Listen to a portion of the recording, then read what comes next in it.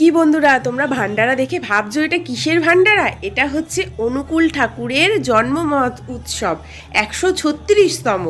তো এখানে কারা কারা অনুকূল ঠাকুরের দীক্ষিত, তোমরা যারা অনুকূল ঠাকুরের দীক্ষিত তারা নিশ্চয়ই এটা দেখতে ভালোবাসবেই। তো আমি তো অনুকূল ঠাকুরের দীক্ষিত নই, কিন্তু আমাদের এখানে বড় মাঠ আছে, তো ওই মাঠেই উৎসবটা হয়েছিল।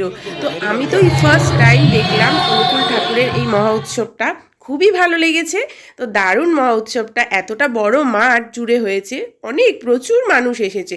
আর ওখানে যে এত ক্যাম্প বসে সেটাও আমি জানতাম না, শুনেছি নাকি এরকম অনেক জায়গায় হয়। তো খুব সুন্দর করে সাজিয়েছিল। আর আমি তো অনুকূল ঠাকুরের নাম শুনেছি, কিন্তু ইনারা কারা আমি নির্দিষ্টভাবে জানি না। খুব বড় করে উৎসবটা পালন হয়েছে, খুব সুন্দরভাবে। তো অনেক বড় বড় হাঁড়ি কড়াই এসেছিল ওখানে, আমি তো ফার্স্ট টাইম দেখলাম এত বড় কড়াই।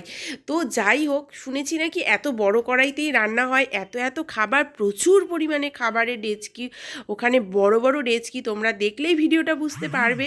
তো যারা যারা দেখেছো তারা নিশ্চয়ই জানো, আমি তো কোনোদিন দেখিনি, ফার্স্ট টাইম। খুবই ভালো লাগলো আমার। তো প্রচুর মানুষের ওখানে আগমন হয়েছে, সবাই খাওয়া দাওয়া করেছে, দারুণ বড় উৎসব।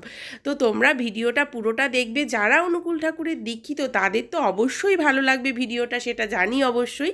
কিন্তু যারা অনুকূল ঠাকুরের দীক্ষিত নয় তারাও দেখো, তাদেরও ভালো লাগবে। কারণ আমি তো দীক্ষিত নই, আমার তো দেখে ফার্স্ট টাইম খুবই ভালো লেগেছে। এত বড় কড়াই আমি কোনো দিন দেখিনি। তো ওখানে খুব সুন্দরভাবে উৎসবটা পালন হয়েছে, গান হয়েছে, এত ক্যাম্প বসেছে ওখানে। তো দীক্ষা দেওয়ার মতনও জায়গা ছিল ওখানে। আমি তো দেখিনি, প্রথম দেখলাম এরকম ভাবে সুন্দর যারা রাতে সাজানো গোছানো অনুষ্ঠান। অনেক সবজি, প্রচুর সবজি কেটেছে, আমি দেখেছি প্রচুর পরিমাণে ফুলকপি, আলু সবাই মিলে ওখানে কাটছিল। সব মহিলা সমিতিই ছিল বলতে গেলে। তো তারা দীক্ষিত অবশ্যই। তো খুবই ভালো লেগেছে।